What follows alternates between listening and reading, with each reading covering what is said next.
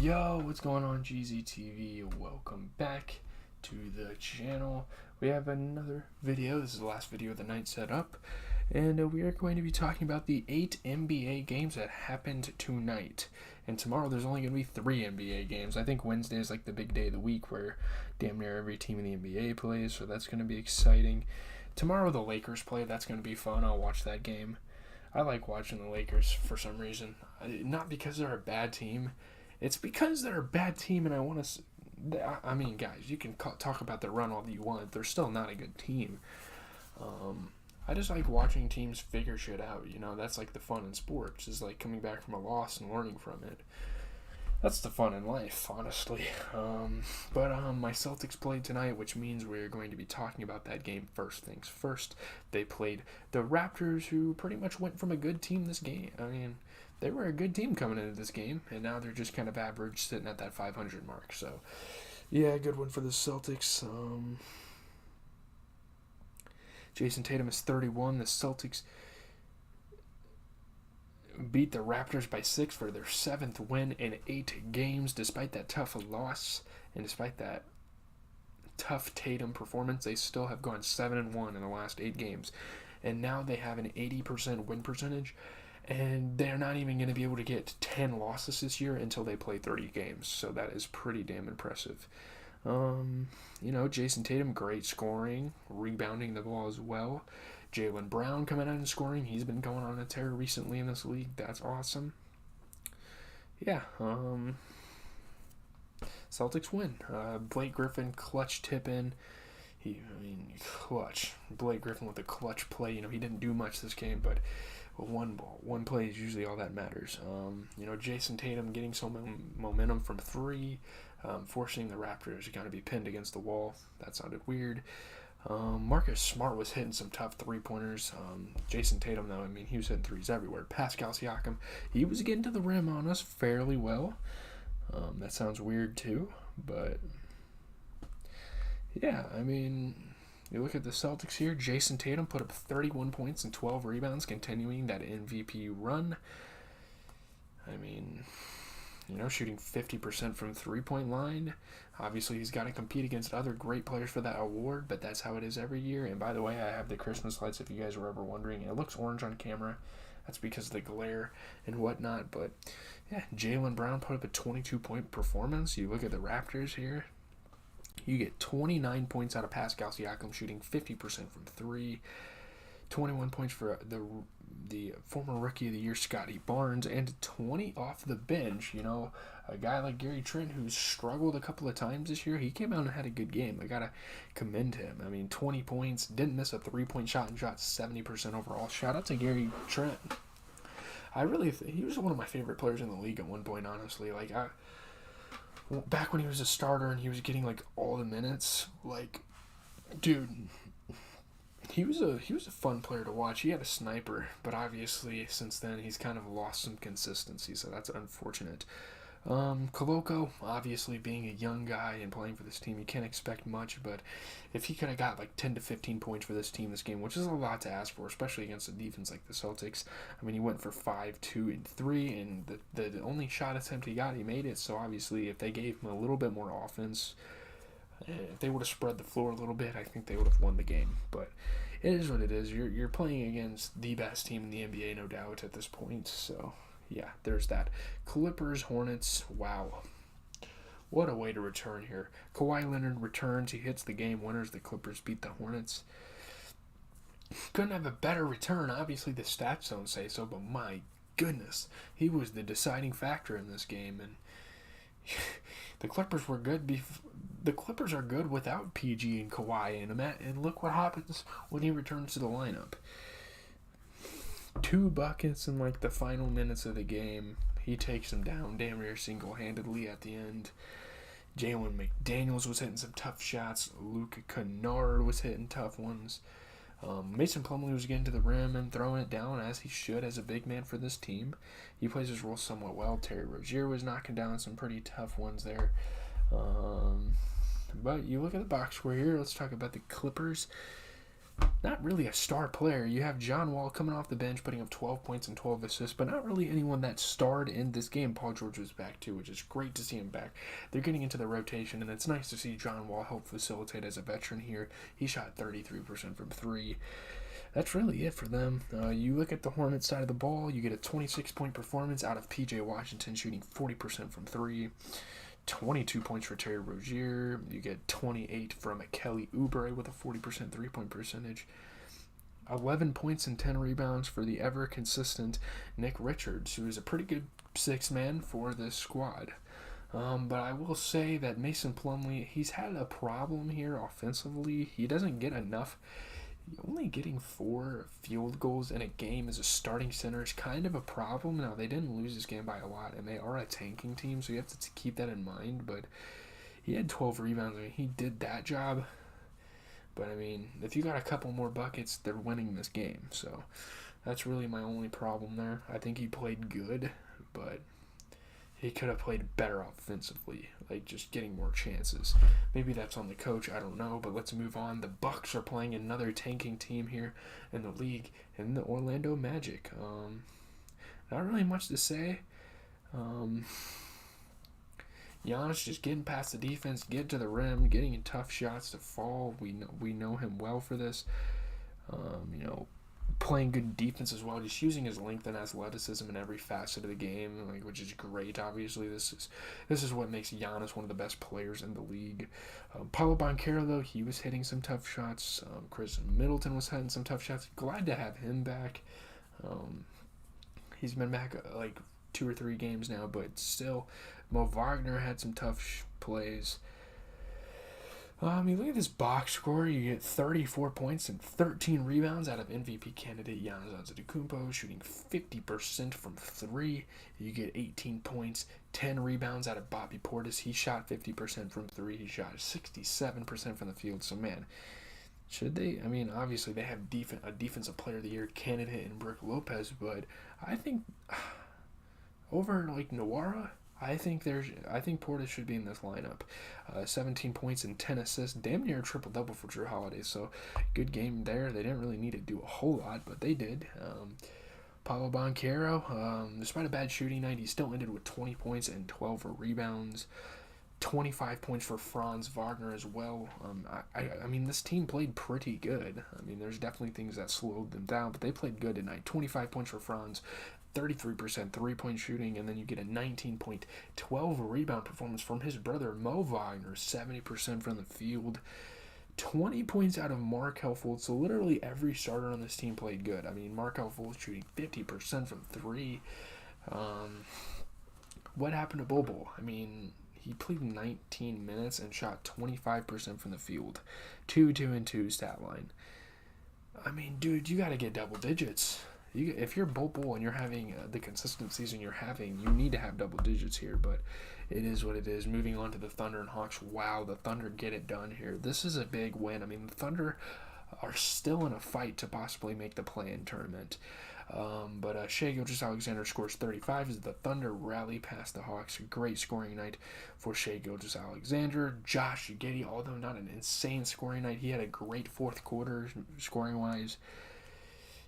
In the third quarter, the Thunder were down by 14, and they ended up winning. They won by 7 tonight. So, yeah, they were storming over the Hawks. Josh Giddey having a pretty solid scoring night, actually. I mean, Trae Young was passing the ball. What's new there? I mean, he is playing in his college state, so that's interesting.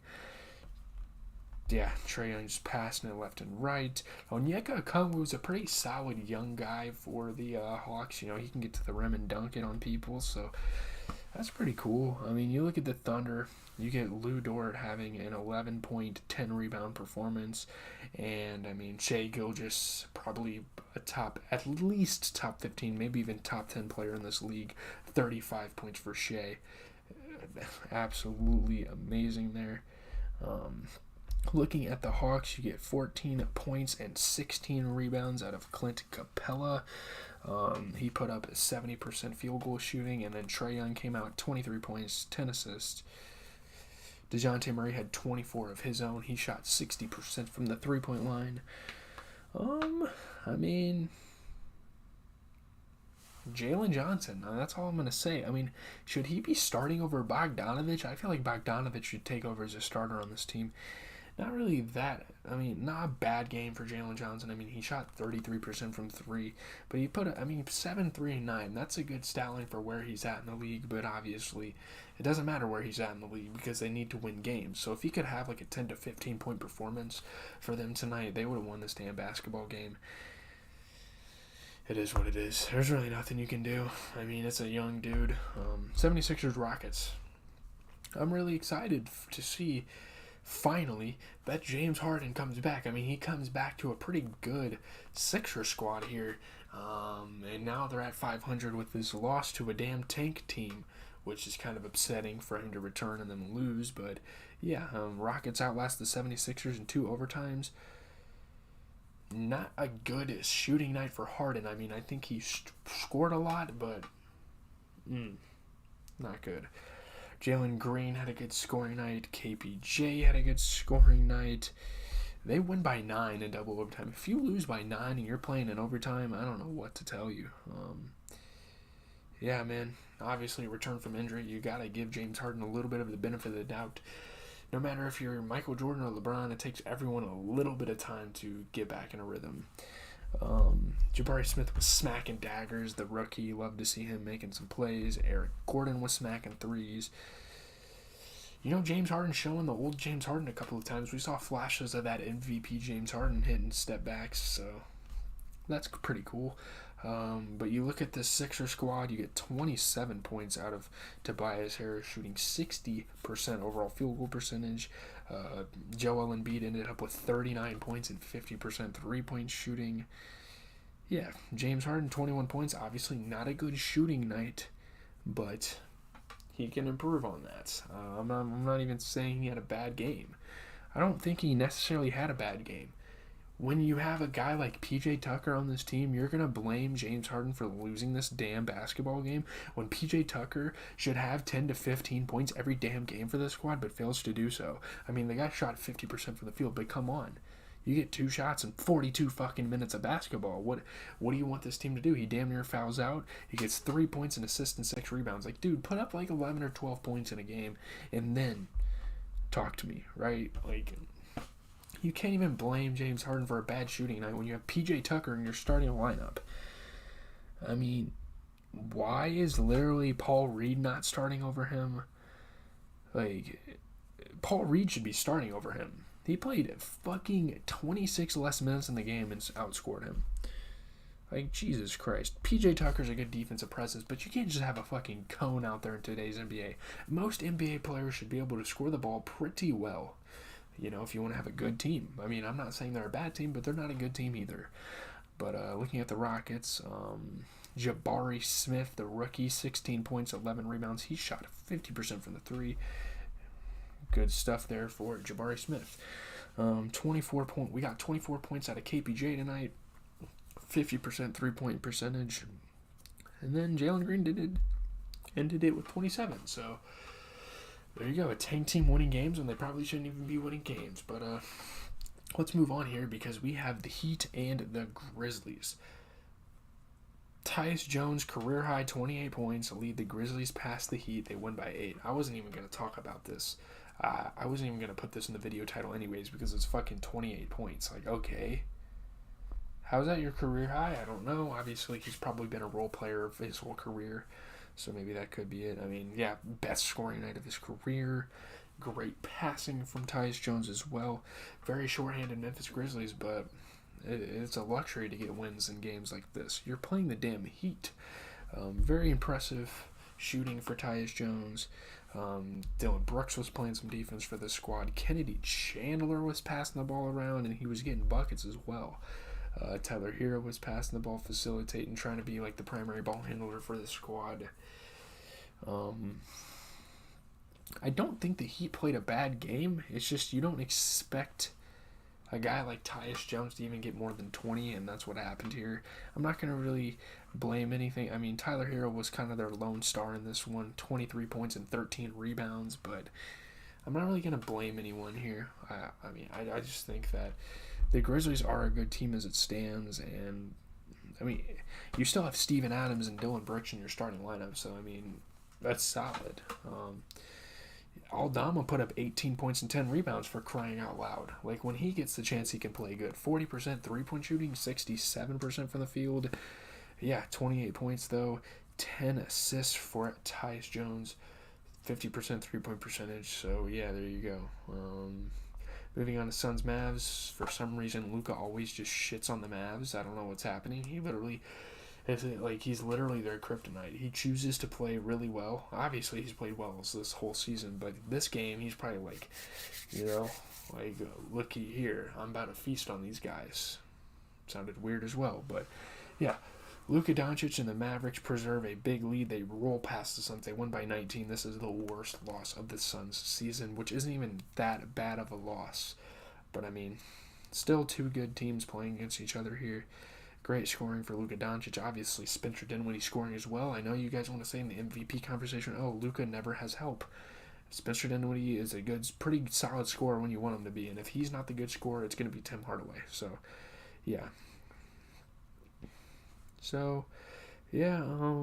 Luka Doncic destroying campaign. That's a terrible matchup to have, and he gets to the rim and hits some shots. Josh Green kind of electrifying the Mavs' efforts. He had a couple momentous plays. Chris Wood was hitting some threes. Maxi Kleber as well. Odell Beckham pulling up to the game with possibly his future Cowboys teammates. That was quite a moment. But you look at the Suns team, you get 20 points out of DeAndre Ayton. You get 14 points and 10 assists for campaign. It's not even like the guy played bad, but he just got cooked. So, yeah, obviously not having Cam Johnson has hurt this team a couple of times, but rarely. I mean, they've adjusted to not having him or CP3, but I guess they were missing Cam Johnson tonight because they had Wainwright starting, who did shoot 40% from three, but that's really all he shot were threes. 6 points, an assist, and 3 rebounds. Devin Booker didn't play amazing as well. We just need a guy that can put up 25 points here and they win the game. So it is what it is. Looking at the Mavs, that's really all you need is a 25-point score to beat the Mavs. And maybe a 25-point and a 20-point score, and you'll win the game. Plus a point guard that can facilitate, right? Looking at the Mavs here, 21 points for Spencer Dinwiddie.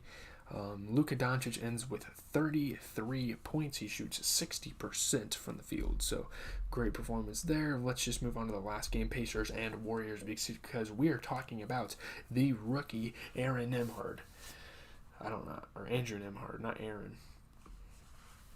Andrew Nembhard, great scoring, leading the ship for the Pacers. Klay Thompson was on fire, though. You gotta commend him. He was playing good from 3-point range. Jordan Poole was hitting some shots. Steph Curry was helping the Warriors stay in the game. JaMychal Green was hitting some tough ones. But you look at this, there's a lone star in Indiana this game, and that man is Andrew Nembhard. 31 points and 13 assists. Great performance. It's crazy to see that wasn't Tyrese Halliburton, right? That's the guy that usually does that for this team, but in terms of the Warriors' efforts, 28 points for Klay Thompson, 50% three-point shooting through 8 three-pointers made. Yeesh, man. Jordan Poole ended up with 23. Draymond not being a scorer is usually the reason why this team doesn't win games when they lose. He's usually the guy to blame for their losses. So, putting up 2 points, 2, 5, and 9, that is a pretty average Draymond stat line. Didn't make a single three, only made 1 field goal in 34 minutes. You need double digits out of a guy like Draymond, especially when you're playing a team like the Pacers, who are on the come-up right now in this league. So, yeah, that's all I have to say. Hopefully you guys enjoyed my NBA recap. The video won't be as long tomorrow because we are only talking about 3 games. Wednesday, we're going to go crazy, but tomorrow we have games going from pretty much 6:30 to 11:30. Only 3 games. So, yeah, Lakers-Cavs, that should be a fun one. LeBron's return to Cleveland, and then we'll have Mavs and Nuggets on the back end of that. So, Luka against Jokic, that should be pretty fun. 2 pretty good matchups. So, realistically, the Mavs and Nuggets will probably be the only good game. But tune in tomorrow, guys. I have The Walking Dead NFL, this week in the NFL, that video is coming tomorrow, and I don't really have much to do tomorrow, so I'm just going to kind of chill out, relax, all that type